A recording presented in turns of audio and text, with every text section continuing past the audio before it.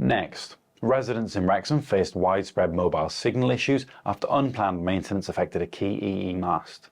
Several users reported having no reception, with phones showing SOS or emergency only mode from around 9 o'clock. The issue mainly affected EE, with some reports also mentioning Voxy and Vodafone. Initially, all three networks said there were no known problems. However, EE later confirmed that essential emergency work had been carried out and was completed shortly after 12:15. No other local factors were reported as contributing to the disruption. The historic Nant Mill site will be leased to the Nant Mill Community Trust for 25 years following a decision by Wrexham Council's Executive Board. The agreement allows the Trust to unlock up to £1.5 million in National Lottery funding to reopen the Victorian Mill as a heritage attraction.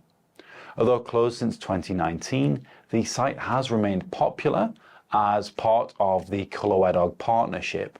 The mill buildings will now be managed by the Trust, while the car park and woodland areas remain under council control, with rangers working in partnership. Staff and pupils at Ysgol Dainiol are celebrating after receiving high praise in Estyn inspection. Inspectors found the school to be a happy and caring community with strong safeguarding and positive relationships between staff and pupils. Teaching was described as purposeful, with efforts to rebuild reading skills since the pandemic noted as particularly successful. The head teacher and staff were praised for creating a nurturing environment that supports learning and pupil development. Inspectors also highlighted progress in writing skills across the year. Bangor has topped a national survey as the UK city most prepared for a zombie apocalypse.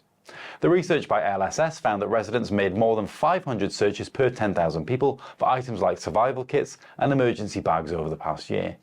The city's preparedness coincides with renewed interest in the genre ahead of director Danny Boyle's film 28 Years Later. Bangor beat Wrexham and Newport, while Cardiff had the highest total number of related searches per month. Boyle famously attended university in the town. LSS reported a 236% national rise in survival-related searches, with Bangor showing the highest per capita interest in emergency readiness across the UK.